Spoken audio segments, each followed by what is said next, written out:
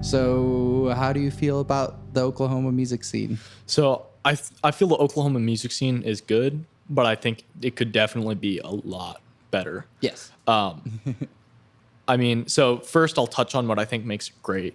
And what I think makes it great is that it's big enough to where there's really, really great bands. Yeah. So, I talked about Mad Honey, Don't Tell Dina, Johnny Manchild and the Poor Bastards, Bad Jokes. There's all these bands that are just releasing incredible music that is unlike other stuff that you'll even hear.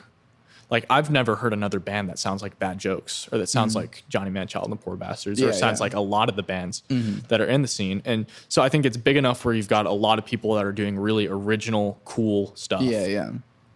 But I also think it's small enough where it's not so extremely competitive between those people. Yeah. It's still, still friendly, you know, and it feels just sort of friendly, you know. It's not like there's not really like, oh, this band is way bigger than everyone else, so we all have to hate them because they're taking all the shows. Like, that doesn't happen here. So, but then I think the issues and a lot of the issues that are sort of present in the scene is that there's not enough support for artists, you know. And I mean, that's kind of an issue anywhere, but I feel like especially, you know, in the South or kind of South Midwest on the border of that, you know, just in this area of the country, is that people don't value music as much as I think they should. Or maybe they just assume that it doesn't have value. Yeah, for sure. You know, so like talking to so if I tell my family members, like my immediate family is fairly supportive of me wanting to become a musician. Yeah. But like you tell somebody that's like if I tell my grandparents that, they're like, oh, get a real job. Like, don't be a bum. And it's like, I think a lot of people sort of have a mindset similar to that around this area of the country. And, and I think that sucks. While at the same time being like, oh, Leonard Skinner is the best thing, the greatest thing ever. Happened. Yeah, they're not open-minded to new stuff. Which I mean is definitely a lot of people. You know, that's why the most money that you will make in music is playing country or blues songs and playing like covers in this part of the country. In this area, not in like New York or in places like that, but in this area of the country, if you're playing the blues and just playing B.B. King covers, just make bank. Because it's like people like to hear what they know. And I mean, the familiarity. You know, you can't force people to want to listen to new music, but it definitely sucks that they don't want to listen to new music. And I think another kind of issue in the scene is that there's not enough like support. I don't, if that makes any sense. I think it's getting better. You know, you've got places like OK Sessions, you know, Make Oklahoma Weirder, and you've got, you know, venues like Tower Theater that are really supporting a lot of growth.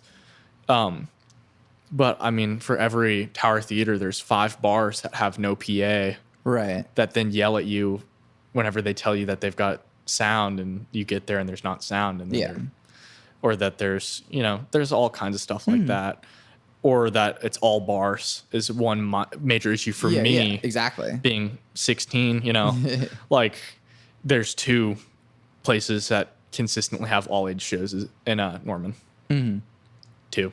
That's it. You know, I can't go to Red Brick. I can't go to the Deli. I can't go to Blue Bonnet. And why can I not go? Because I can't buy alcohol. But all the bands are playing there. And that I think is a big, big issue. Because it prevents a lot of, so I've got friends that are younger kids that would be really into local music, but that they can't be because they just can't go to shows. The bands that they like do not play shows that are all ages at venues like, you know, Resonate or Opolis are the 2 ones that are all ages. So I mean, and that sucks. Opolis still has a bar. Opolis still has a bar and does 21 plus shows. So like it's like flip a coin. So I mean, and that sucks. So any business people in Norman or in Oklahoma hearing this, open up all age venues and like I mean, kids will come, but I mean, they also, you know, their whole thing is, oh, we're making money off of selling alcohol. But I've got friends that are like in other bands that are just teen bands that would love to go to shows. Yeah, and love to go to more shows. And it's like, but we all go to Resonator and just hang out and go to shows there. Yeah. And it's like, we would go, you know, other places, just can't. I mean, that's I kind of went on a huge rant about that, but that is something that I'm really very, I feel that way about it too, because it's like, I mean, I think I understand from the venue owner's points of view is that a lot of their money isn't going to come from door charge. Yeah. And I definitely understand that. And I mean, they could make more money if they were promoting the shows that they're having at their place. But, but yeah, most of their money comes from like, I've played at VZDs more than a few times. And yeah, their money comes from selling food and selling drinks. And if you have a door charge, maybe they'll pay you. But the fact of the matter is that, like, yeah, they have to make money. And, well, but we have to make money. The thing is, it's a business, and it's like, you have to make money. But what you need to understand, music is just as much a job as, you know, being a bartender is, or, you know, whatever. And it's like, more places, I think, need to understand that it's not, you know, I already said this, but it's not a hobby. Yeah. Well, I mean, it is, you know, to some extent it is, but it's also very much people are doing this for a living, and they need to make money. And the amount of work that it takes to put together a 45-minute set list, an hour-long set list, a 2-hour-long set list, is a ton of work. It is. It's a lot of work that we're not paid for. Yeah. Well, or like they'll be like, oh, well, we haven't heard you play before, so you're gonna just get exposure. It's not gonna be like a paid thing. And it's like, you're the headliner. I'm supposed to make money. People are coming here to see me. Yeah. You know, and I think it's kind of crap. That's like my one major grievance with the scene, is that it's just all age venues and then venues not paying artists. It sucks. But then the hard part is that how do all age venues make money? How does Resonator make money? Well, Resonator, there's just door charge, and I'm pretty sure they're a nonprofit as well. They just have volunteers. Sure. So like all their money art gallery. They do a bunch of art stuff there. So it's like all the money that they make off of shows just goes towards maintaining Resonator. Exactly. But like you're not always going to be able to run a venue that it's just volunteers, because there's just not enough people to volunteer. But I also think, again, that we're talking about this, that is another great thing that OK Sessions does, is organizing events that are all ages, that have those good bands, you know, like Rooftop Hop, or you know, the indie sessions that they're doing at Trolley Stop. Like, I think that they are one of the most positive forces in this scene, just for supporting artists and for just for sort of having a voice for the artists. You know, it's almost like a union, like a musicians union, but like not really, if that makes sense. I don't know, because I feel like they definitely are representing the artist. You know, where a lot of people are not. They see it from the perspective, and they are trying to support the scene, instead of being like a venue where the venue just cares about how much money are you going to make me tonight. Sure. That would be another thing, is that if the venues actually cared about the music happening rather than just the money. Which, I mean, there's some places like that, like, but I don't know. I mean, like, I can't imagine a lot of the places are like a lot of the bars are like following the local music scene super closely. Like, I mean, the deli is. And you can tell because they really care, or like, and they have just the weirdest stuff. Through there. I mean, like, Jarvix did a theremin show there. It's like, or also Sauced. Sauced, and that's because Electra does booking for there. Well, because I mean, and she is another, like, just incredible person that is an advocate for people in the scene, and that will book teen bands. Yeah. Because a lot of places will not book teen bands, even though like there's like legal papers that say, yeah, we can play at bars. And it's like, oh no, but you're 16. People don't want to hear you play music. Yeah. It's like, but yeah, she is great. I mean, I guess there could be alternative ways for all age venues to make money. There's actually, have you heard of the Music Room?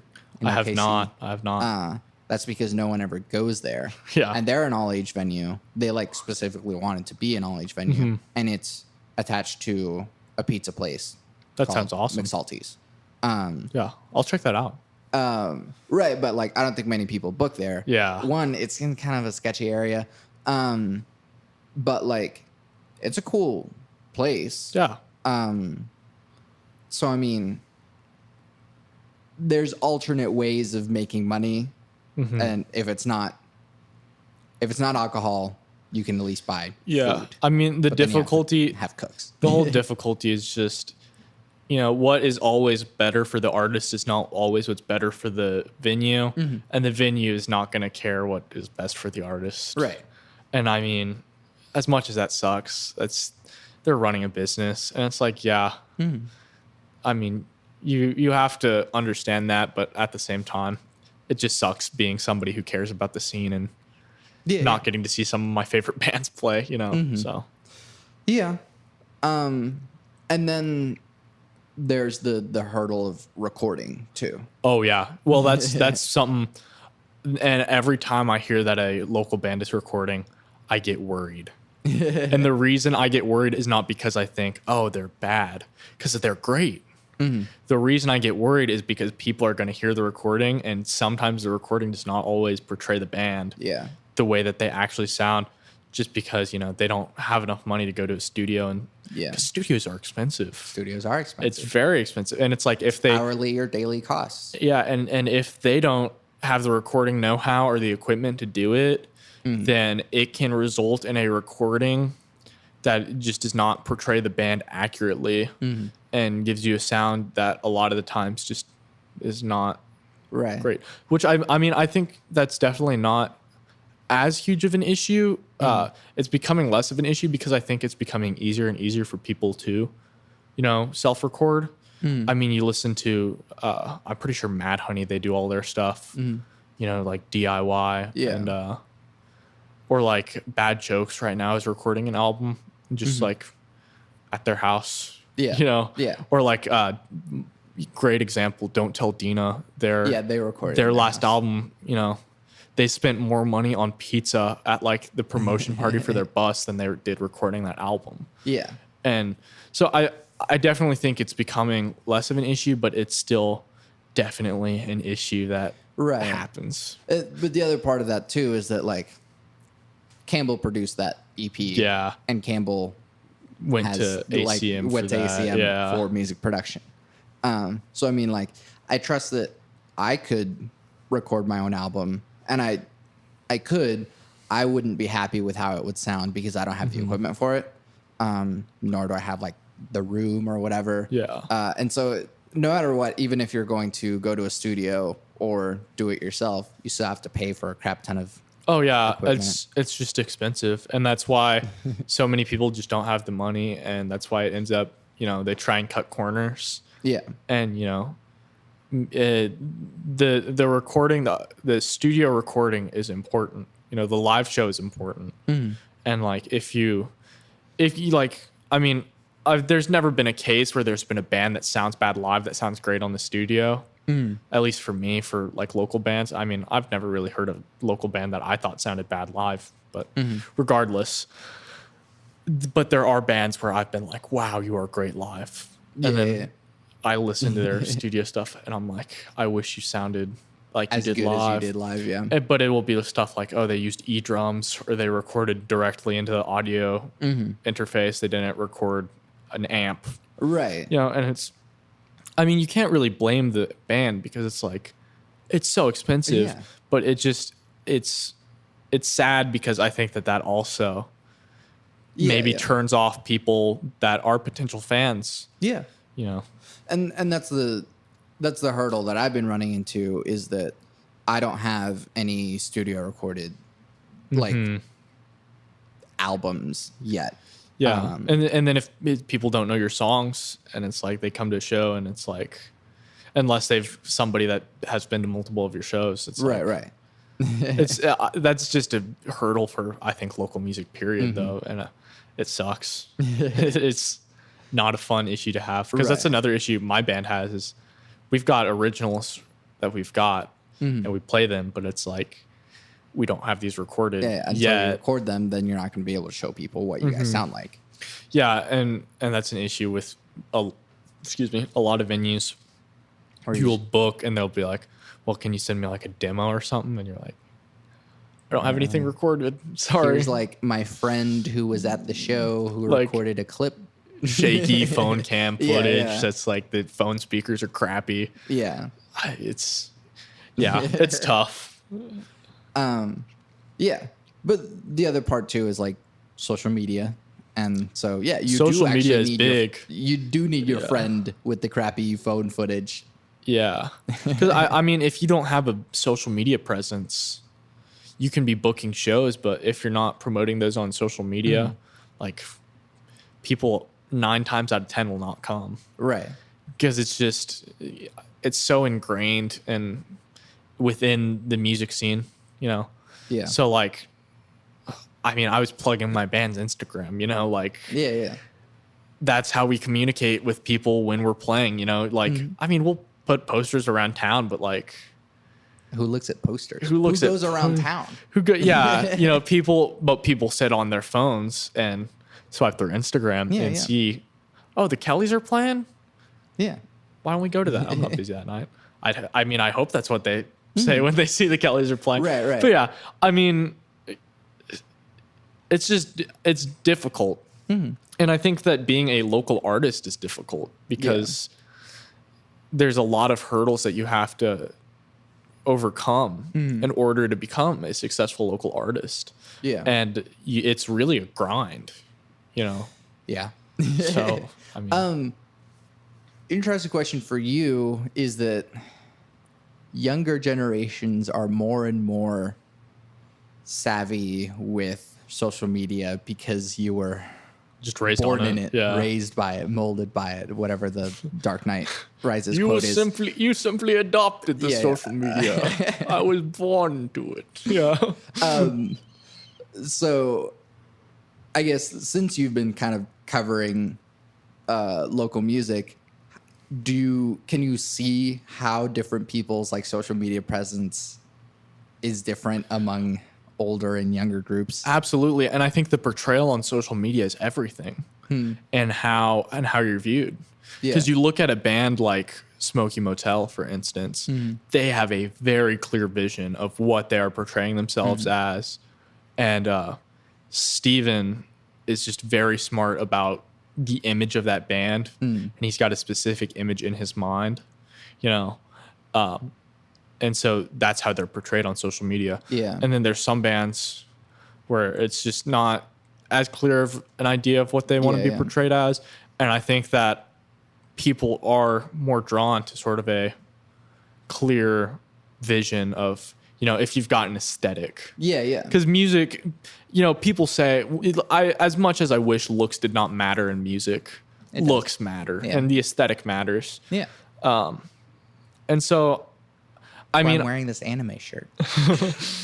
But yeah, I mean, there's a lot of bands where they've got the aesthetic, and I think that the aesthetic will draw fans to them. And then there's some bands where they just don't have as clear of an aesthetic, where even if the music is great, they just don't have the draw. Spinster,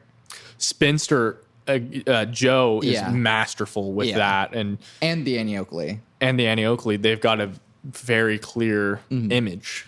Yeah.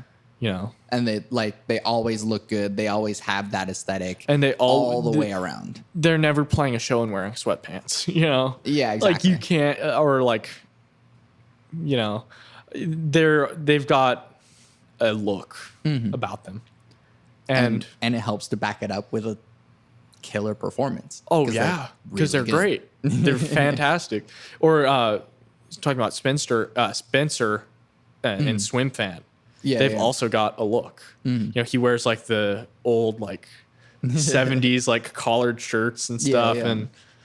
and he's got the hair and he wears like the glasses and it's like just everything in the outfit ties together, and everyone else in the band just looks great.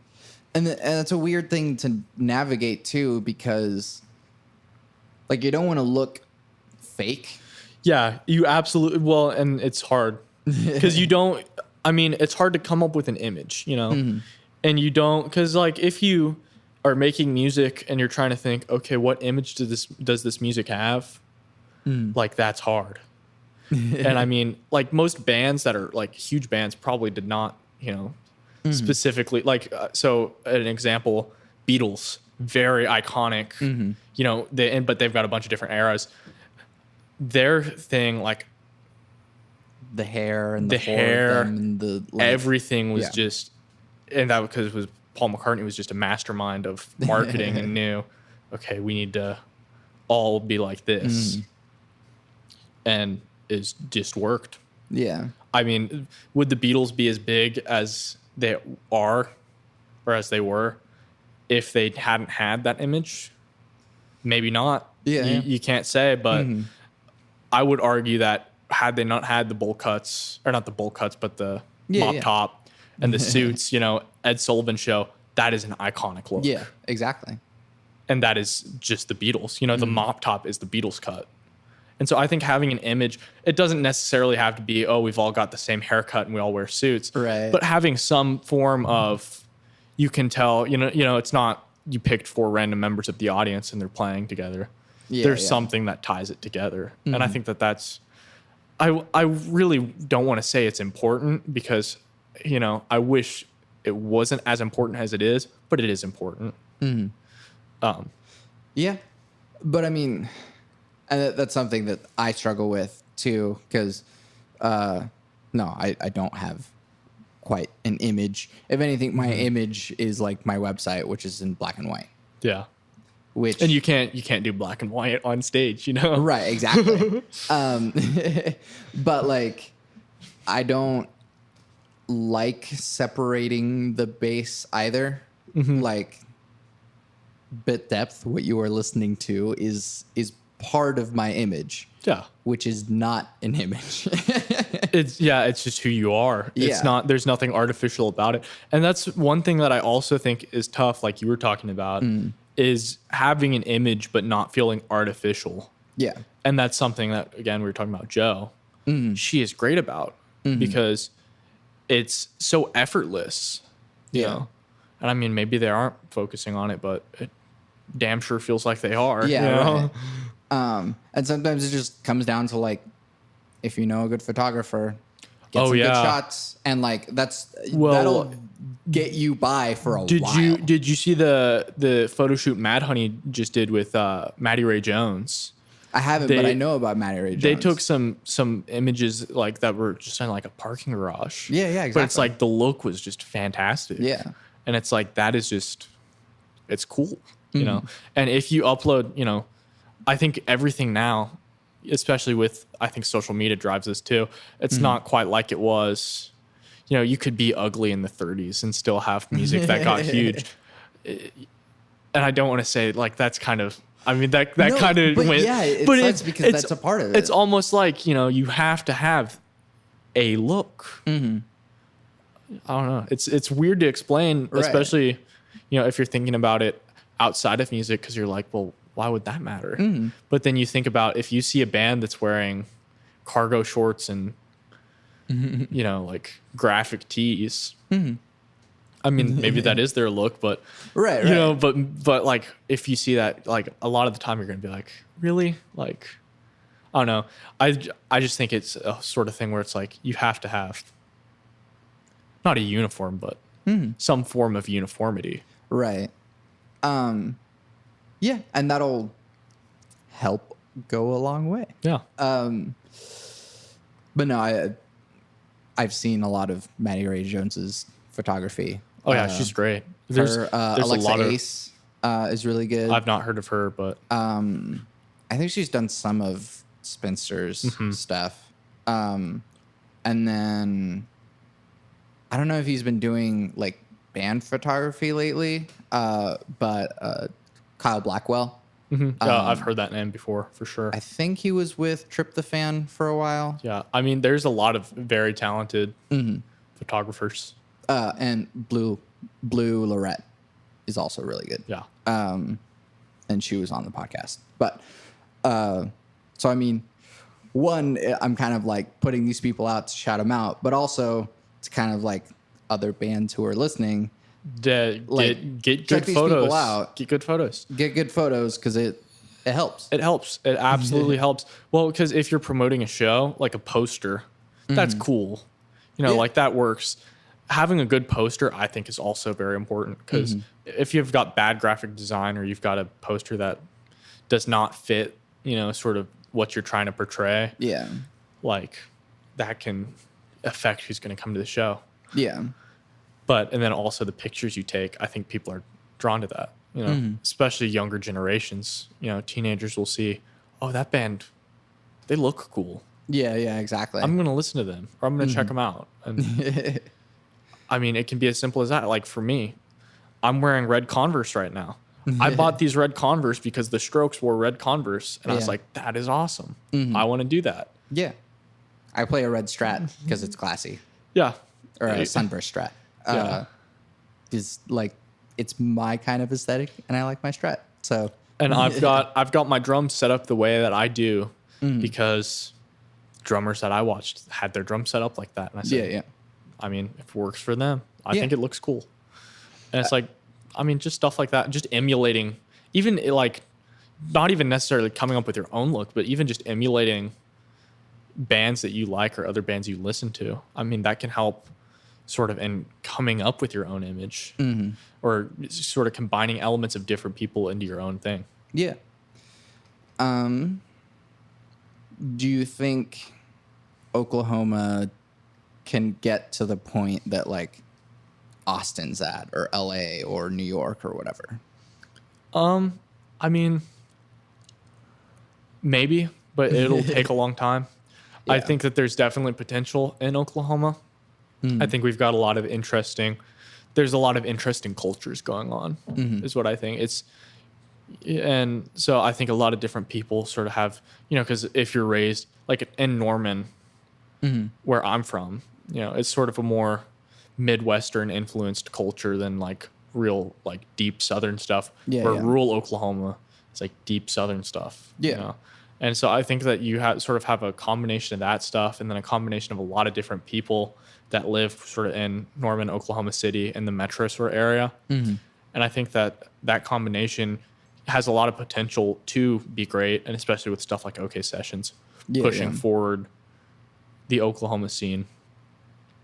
So, I mean, maybe. We'll see. Yeah. Or if we're even at the point of like a union or something. I don't expect that to happen anytime soon. Not even within like the next 10 years. But what do I know? It could like blow up in 2 years. You never know. And even honestly, in the time I've been in it, you know, it's been like a year and a half, 2 years, something like that. I started my blog, I think, in December of 2017. So about almost like a year and a half. Go with that. And so even in the time I've been doing what I've been doing, because before, like, I saw local bands that like whoever I was taking drum lessons from was in, but I wasn't super into it. Right. But as I've gotten into it, I've seen a lot of growth. Yeah. You know, like even OK Sessions, the stuff that they are doing. I know I keep talking about them, but really they are. Yeah. They're just great. I mean, the stuff that they organize is unbelievable, and it's great for the scene. Yeah. It's just, I think that they're really doing fantastic stuff. Right. And I mean, sometimes I am pessimistic about the scene. But I do think that what they are doing is really positive, or just in general, having an optimism about it, even if like. Well, they see the best in the music scene. Right. That's what I think is because like, if you talk to Christian or talk to Zoe or anybody that works there, they are really enthusiastic about what they're doing and they love it. And they really want, to make it a better place for artists to exist in. Yeah. And I think that they're definitely doing it, honestly, Yeah. What would you like to see happen? At least. And just with the scene, yeah. I mean, there's a lot of things I'd like to see happen. I'd like to see more venues. Yeah. Especially all age venues. More places that are just venues, though. And it's like, okay, we're going to have, well, I mean, not necessarily just venues, but more places where it's like, this is a dedicated space for, we're going to have like music. We're going to have other stuff too, but like music is a big part of it. Instead of being like, yeah, this is a bar. We've got a stage. We're a bar, but there's music there. There's music. And instead, I want it to be, there's music and there's a bar and like other stuff, whatever. This is for music. And if you want, there's a bar. and but to have that and to have more support, from people like OK Sessions, Make Oklahoma Weirder, even myself trying to more support and organize things or, what have you, just to try. And I think that something that is great about the scene is that the artists, at least in my opinion and in my experience, very supportive of each other. You know, if somebody's coming out with a new EP, everyone's going to be hyping it up on their stories. Right. Well, I think it's because we all know how hard it is. Everyone understands the grind. Yeah. But also, like, if you genuinely like it, like I genuinely like the Spencer's EP. I genuinely like Westering's EP. Yeah. And then all the stuff that Johnny Manchild has been putting out. And I've just been like talking about it because it's really good. And that's the thing is the genuine interest is great. And again, goes back to Zoe and Christian and everyone on that team really, really care. Yeah. And they live and breathe that stuff. Yeah. And again, with Jarvix and with Elektra, they are both people that really just are invested in it and they care and about breathe it. That stuff. Exactly. Yeah. Well, I mean, I've been to something like 60 shows and like almost everyone I've been to, Jarvix has been there. Yeah. And he's everywhere. Yeah. You go anywhere and he's there, and he goes to like multiple shows in a night because he just cares so much about just getting to see bands. And I think it's great to have people like that. And he just likes to talk about it too. Oh yeah. Yeah. And he's a great guy. All right, enough about the music scene. Unless there's anything else that you want to add. I can't think of anything else. But kind of on the generational thing, I feel like people in my age, I'm sort of on the latter half of, like the latter end of millennial. What would that make you like? I'm Gen Z. Gen Z, I think is what it is, right? I think millennials do have a concern about younger generations being so attached to the phone. Yeah. I mean, that's definitely a thing, I mean, I sit in class and see kids just sit on their phone all hour, I mean, I don't know. Gen Z is definitely more than any other generation ever has been attached. Yeah. They're plugged in, right. Once again, you were shaped by it. The iPhone came out when I was in like second or third grade or something like that, like to think about somebody that's had an iPhone existed for, majority of their life versus somebody like my dad where he was like in his 30s when the iPhone came out. Right. And so it's just a different thing, it's like, and is that necessarily a bad thing is another question that I think should be asked. Right. Because a lot of the time I do think that it does prevent people from making, like a lot of people are like, oh, you're not connecting with the people around you. I mean, I do think that staring at a screen for 8 hours a day. Yeah, is really undoubtedly is bad. But like, as far as like the social media and being involved in social media, I know a lot of people that are older people that say, oh, social media is a waste of time. Mm-hmm. I think social media is a great tool in the modern age. Yeah. To use, I mean, for anything. And right. To like for local music, to promote yourself. Yeah. And to have a brand that you are promoting and growing. But like with any tool, you can use a hammer to hammer in a nail, or you can bash someone's skull in. That is true. There are, I think, detrimental effects to it. And something that, like, whenever I was in high school, for example, like MySpace into Facebook and stuff, it did start that, like, cyberbullying stuff, the rumors, and that junk. And I want to touch on this because I think that also is a big thing that it continues on a lot of the toxicity in the modern American, political climate. Yeah, is that people, a lot of it goes on online. Yeah, and whenever you're online, you're just a faceless bot behind a keyboard. And people are brutal to each other. And I think it's an issue because I think it shows, or it more or less supports, I don't know, more it carries on sort of like the us versus them mentality. Right. Which is definitely problematic. Yeah. We do need to acknowledge the fact that, one, Facebook is designed to be addictive. Intentionally so. Yeah. And it's Facebook and Google and all of the other services that you use are doing data mining. Right. Stuff like that. Yeah. You are being data mined. Yeah. You are not the consumer. You are the product. So consider the fact that whenever you put your birthday on a thing, or whenever you share that you bought something, whenever you share that you went to see this movie, you are telling the whole of the network what your preferences they've got a psych profile on you. Yeah. And that's the thing that people get freaked out because they're like, oh my God, I was thinking about this and then I saw an ad for it. Well, the reason that is because the machine thinks like you.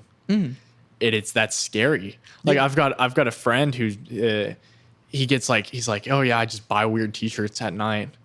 And it's like he doesn't get t-shirt advertisements any other time, but like he started buying, like he just bought weird t-shirts on Amazon at night and started getting advertisements for it.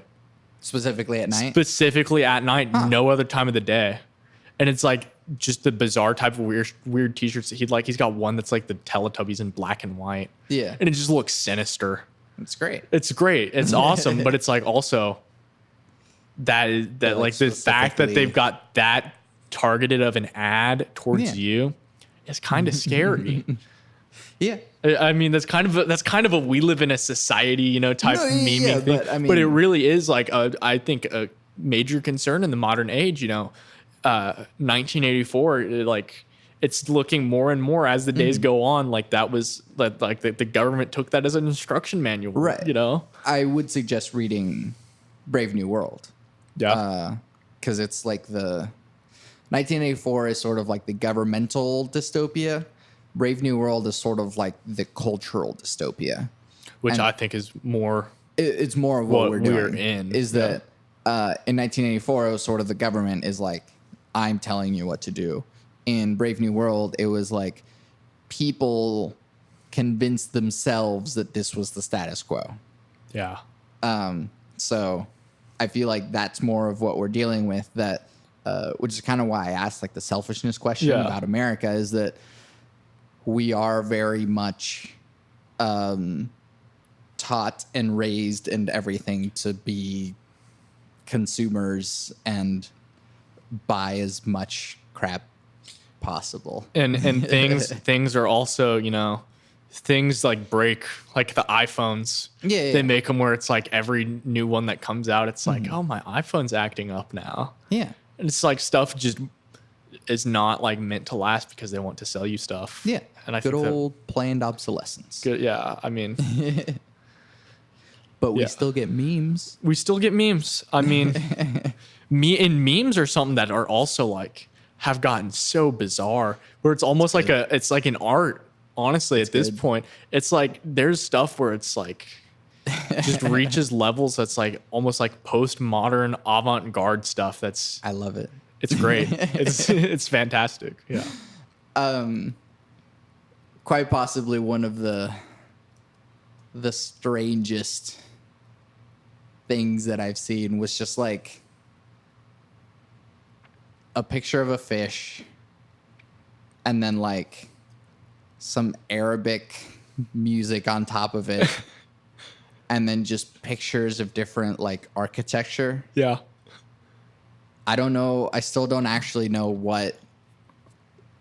I mean, there's stuff I laugh at now that then like I pause and I start to think to myself, what in the hell brought me to this point? You know, like it'll be like a video of like a frog sitting down, like a person sits down, just playing like Arabic music over it. Yeah.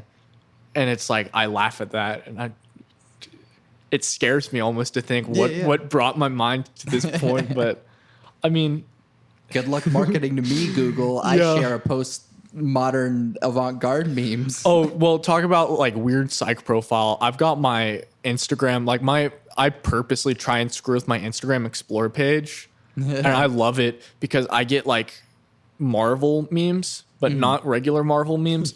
I get Marvel memes in Spanish. Nice. And I also get like really oddly niche memes for topics that my interest ranges from like slightly interested to like just like not at all. Yeah. So like I've gotten a bunch of like really specific niche STEM memes. It's like I've hardly got any interest in that, but it's fun. It's interesting. There are extremely specific Facebook pages. Oh yeah. And Facebook is where I get most of my memes, which is like but like forklift memes. Oh yeah, and most of the people making them are people that just work in warehouses. Exactly. That are like actually like just make that niche of memes. Like rock climbing memes are one of my favorites. Yeah. I have a friend that's really into rock climbing. Rock climbing's fun. Yeah. But the memes, it's like I'm a casual like I'll go rock climbing like every once in a while, but like the niche memes are like yeah. Just it's interesting to see, you know, how different people utilize the internet. Right. There's a high resolution audio meme page. That I'm a group member of, and it's specifically audio production and recording memes. I'm in a like music engraver meme page on Facebook. Yeah. Like just the most niche stuff like that. Yeah. And I think it's fun. It's like that would not exist without the internet. Yeah. That's one situation where I think the internet is definitely like it shows like you can see the best and worst in people, but you can also see the most bizarre in people on the internet. So. I mean, the Zuck wanted to bring people together. He just didn't want it to be with memes. But I mean, that's what we've done. Because I mean, there's a lot of, and the weird thing is that memes have their own evolution and templates, and you will see memes that you have to understand other memes in order to get. Yeah. And layers. There's layers. I've seen memes where it's like the most bizarrely convoluted stuff, and like you have to understand 4 different memes to get it, and then it just ends up being like some loss meme. Yeah. And it's like loss is evergreen though. Yeah. And it's like if you don't understand the internet and you're not internet like savvy, right, and you see something like that, you're just gonna like I worry to think what like scholars in the future will look back and think of us. I think there's something to be said, like academically, about how memes have evolved. I mean, definitely. It's sort of like a stupid thing, you know, like that's how it started at least, but it's definitely something that could be studied. No, I think part of the reason why Donald Trump was elected was because of memes. Yeah. Yeah. I've meme culture. Yeah. It can sway and like you look at memes and like sort of internet culture can sway the way people think now. And it's crazy. Yeah. Andrew Yang memes are getting pretty Yang spicy on Twitter. Yang Gang. I really want to get one of those hats that they've got for Yang. Have you the pink like sunset hats? ones? Yeah, those don't actually exist. Okay, they don't. No, it's just part of the meme. See, I didn't know that. I Yeah, thought that those were a real thing. I really want to make one of those now. Yeah. He does have blue math hats though. I'll have to get me a Yang hat then. Yeah. My brother has okay, you just presented me the opportunity to go on a Yang tirade. While what you said about Mayor Pete is really good, I feel like Yang takes all of those things and adds and data, turns it up to 11. Yeah. And that's the thing I think about Yang is Yang to me strikes me as a more level-headed Bernie that has data to back up his points and has the specific policies. Because Bernie has a lot of the wide ideas of, we need to tax billionaires, but I'm not going to say much other than that. Yeah, and then Yang he's got data backing him up, and then he's got this is exactly how and much he's we like, want to do. we're going to cut the military budget and we're going to consolidate all these programs, and like he's got the specifics that he's worked out, which I think is great. Hats. Yeah. And the other reason why I want to go on a Yang tirade is because there's no other candidate that can pull more votes from the conservative side than Yang. Yeah. And which is surprising that there's so many conservatives that are like, oh yeah, Yang is actually like pretty solid, because he's got some pretty like radical ideas, but I think it's more that he's level-headed about it, and it's not.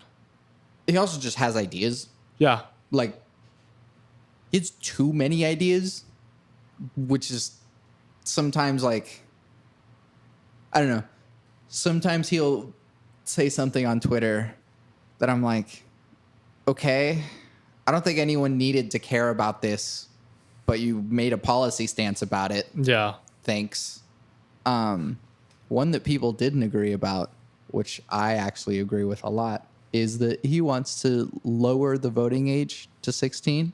That's one that I'm not sure, because, I'm 16, and I think for myself, I could like reasonably select who I think, but I think a lot of people my age are a not. lot of people that are idiots. Yeah, I know a lot of people that are 16 that would go, yeah, Donald Trump had some funny memes about him. Just vote for him. And it's like, don't you worry, Reece.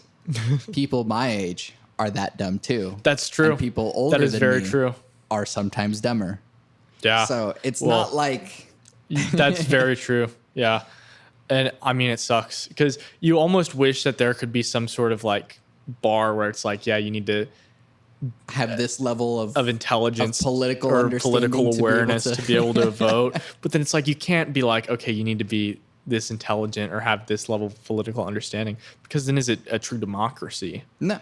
And it's not. Right. So, I mean, is it a true democracy right now where it's like only people that are able to, the people that office is obtainable to are already really well off? You don't see like an average Joe going into office.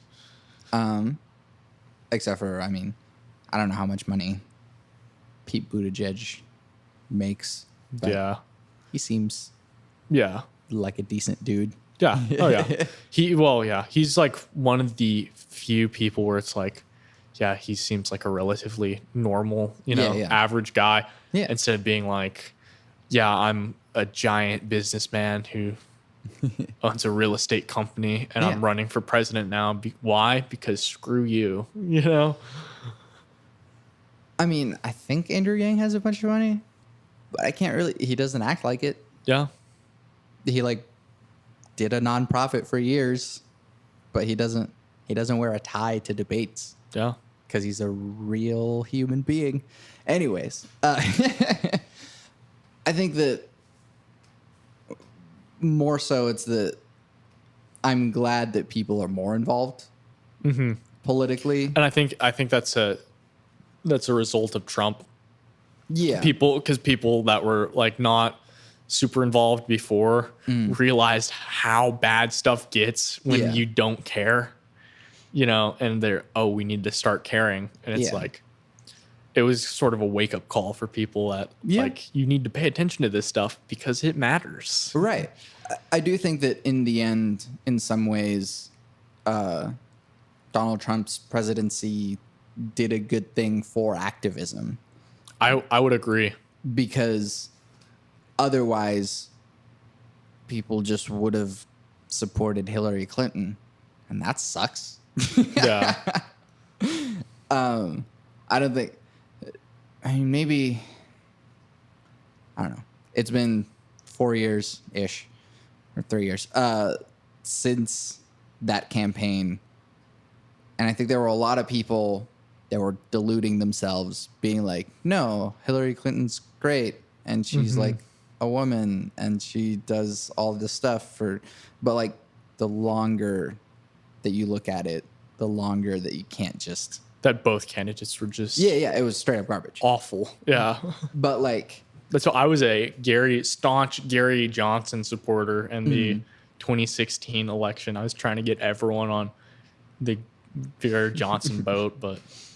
Unfortunately, most people do not listen to a 13-year-old for political advice. So, no, but Gary Johnson was okay. Yeah, I mean, none of them were. Gary Johnson was not like the smartest guy ever. He did a lot of goofy stuff, but right. But even like by comparison to Donald Trump, like, so okay, he slipped up on Aleppo. Yeah. But it's... I mean, if you watch that interview, they were like... It was a little bit like... They're like asking about something completely unrelated and then just jumped on that. And it's like... Yeah. Oh, no. That's kind of... Right. But if you compare blunders, you can take the massive list of Donald Trump blunders. Talking about how in the Revolutionary War they took over airports. Yeah. So... I mean... I don't know. I feel like that's something that I was talking about on my last conversation with people, is that I don't actually understand. And this is probably a result of social media creating bubbles for us, but I don't actually understand how people can actually support Donald Trump anymore. Yeah, neither do I.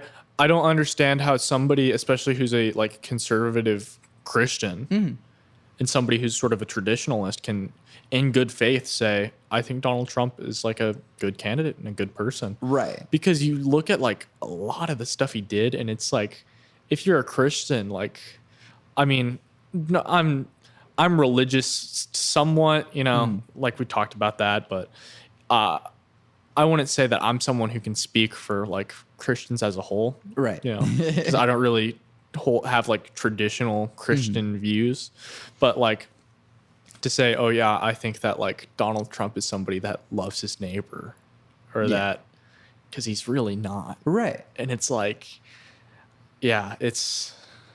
So I don't know. And maybe, whoever's listening, like shed some light on that to me, because I'm clueless. Because if you have kids, I don't know how you could raise your kid and point to the president and go, that is exemplary behavior. I want you to follow that example. You think, and then also to be someone with a family and be able to support that, thinking about how he supports ICE and separating families. Yeah. And it's like, that is like, people say, oh, well, they're breaking the law. What law? Like, coming across the border illegally, like, that shouldn't. So I think I could get on a big thing about that, but that I think should be like, they should be allowed a path to citizenship, because it's like the system to get here right now is kind of wacky. I have extensive knowledge about the immigration system. Yeah.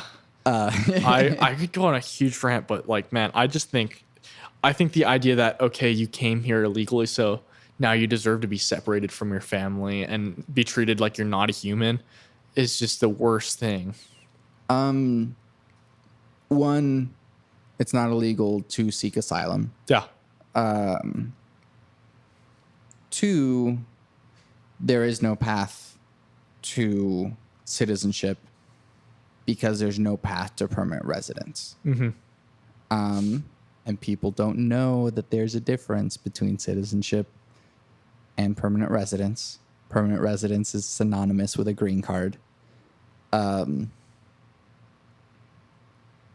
you can't just come into the country and get a green card. And understandably so. Yeah. Well, and I think that there should be some form of, okay, like we need to find out, like just not letting everyone in indiscriminately, you know, finding out, okay, is this someone we should let in? But I also don't think it should be near impossible, because I read a thing about this person who their dad had applied for citizenship for their brother, and then his brother died.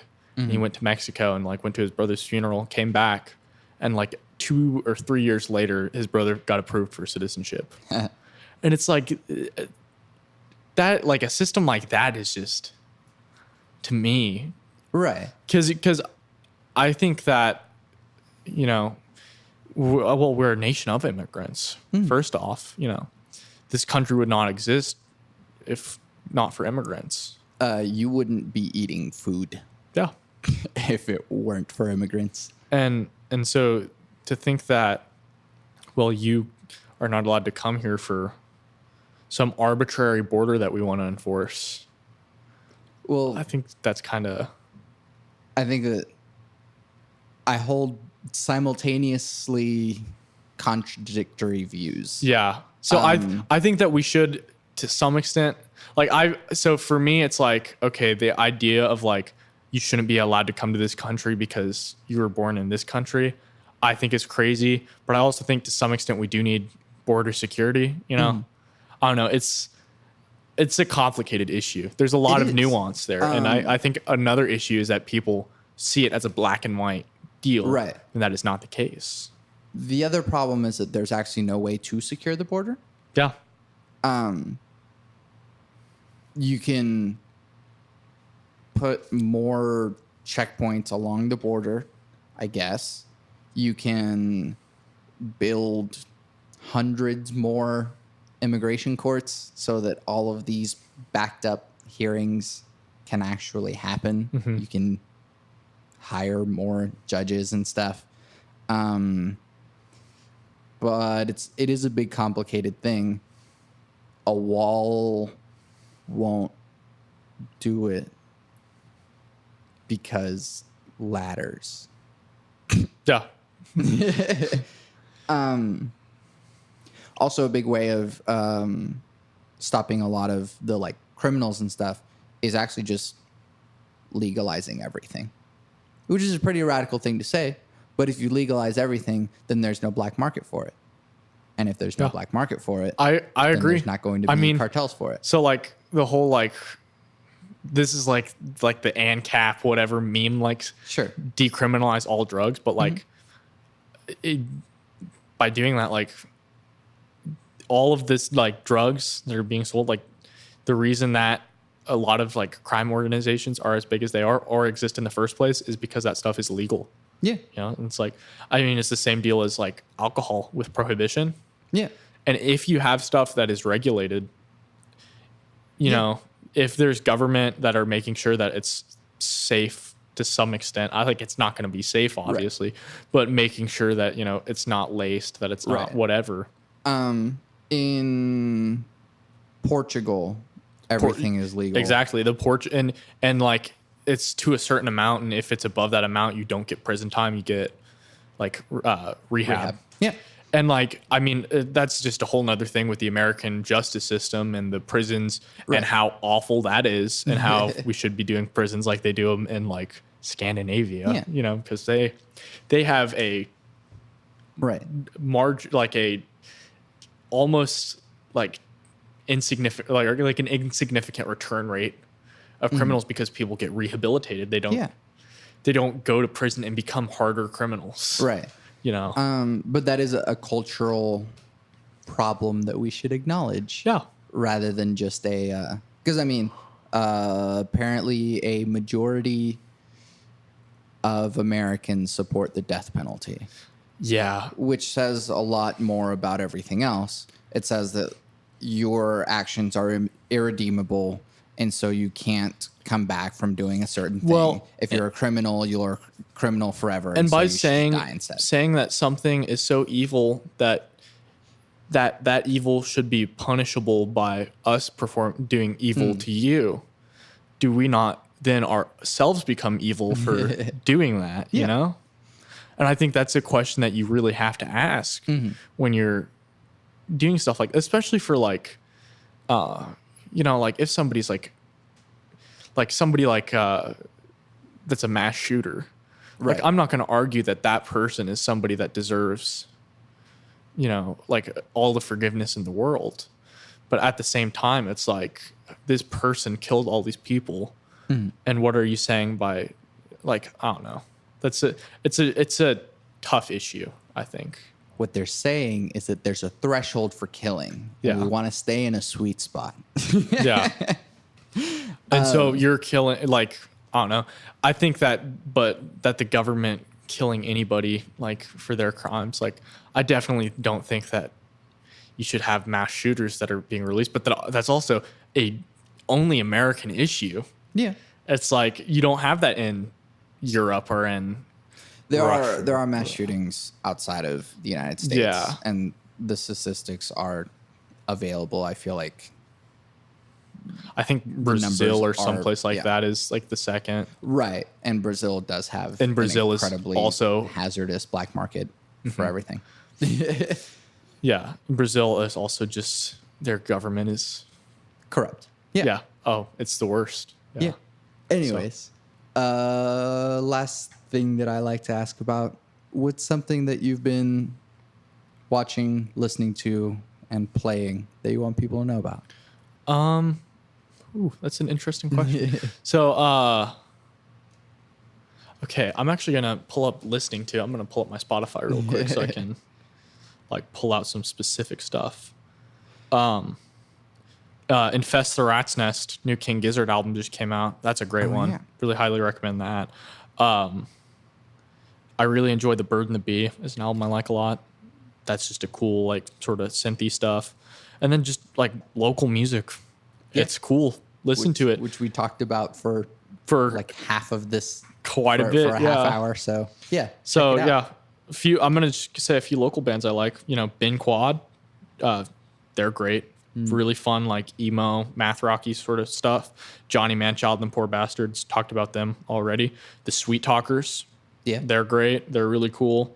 The Odyssey, Tulsa band, they just came out with a new single. They're pretty cool. Yeah. I've been watching Trailer Park Boys. Nice, fun, pretty entertaining. Yeah, I just watched Parks and Rec. I loved that. So, yeah. And then do you play any video games? I play video games here and there. I mostly play Borderlands too. Nice. I used to really play video games a lot, and then music became my thing. Yeah. So it's some sort of playing. Yeah, I'm playing drums. Mapex Drums. Check them out. Yeah. Any drummers listening? Yeah. Yeah. I've been watching Full Metal Alchemist. That's anime, right? Yeah. I'm a little behind, obviously. Yeah. I recently watched season 1 and 2 of Westworld, and that's very, very good. Season 2 is not as good as the first season, but it makes up for itself by the end of it. So I've heard Westworld is really good from everyone I know that watches it. I mean, it's an HBO show, so I'm sure it's... Yeah. And then listening to... I saw Hamilton last night. How's that? It was excellent. I've heard that is wonderful. Just fantastic from everyone that's ever seen it. But the reason that I got into Hamilton was because of Daveed Diggs, who raps in Clipping, and Clipping is a noise rap.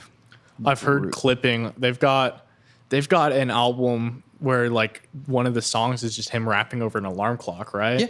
Yeah, I've heard that. My friend Eric told me about them. They're really cool. They're really good. Yeah. And Daveed Diggs is probably my favorite rapper right now. So on the way here, I was listening to a lot of clipping because I was listening to the Beatles on the way here. Nice. And then playing, I recently beat Thomas Was Alone, which is a little indie game, and Guacamelee 2. And I've been playing the Turing Test. Bunch of indie games. Nice. Indie games are great. Yeah. And they have some cool...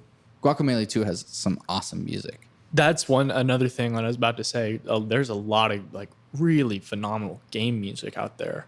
Game music is what I want to do. So yeah, that'd be awesome. Yeah. Check that stuff out. Anyways, I'm Santiago Ramones. I'm Reece Carmen. Plug your stuff. All right. So reece.carmen.music on Instagram. Check that out. I talk about local music, sometimes other stuff as well. And then also at the Kellys. Okay. That's at, the, and then KELLEYS. Okay. Yeah. And that's my band. I play drums, and in that band I play other instruments as well. But yeah, that's like my main sort of music thing. You also play and sing. I do. I play and sing drums. Yeah, it's sort of the Don Henley impressive thing to do. It's a blast. I mean, at first I was like just tempo all over the place, but I hope that I've gotten better. Right. I mean, come see us play, and maybe you can judge me and tell me. Yeah. Anyways, yeah. Yeah, and check out the local music scene stuff that Reece talks about, because it's really cool stuff that's happening in our neck of the woods. And pay for music. Pay for music. Yeah. if you take anything away from this, support artists. Yeah. Yeah. Again, thank you for doing this with me, dude. Thank you so much. This was a blast. I'm Santiago Ramones. I'm Reece Carmen. You can find everything that I do on my website, santiagoramones.com. Check out Machinations. That is santiagoramones.com/podcast/machinations. It is Black Mirror, but with music. Ideas in the future and technology, but with music. And I was in the podcast with my 3 things. They shape my life philosophy. Those 3 things are: love never fails, it's going to be okay, I might be wrong.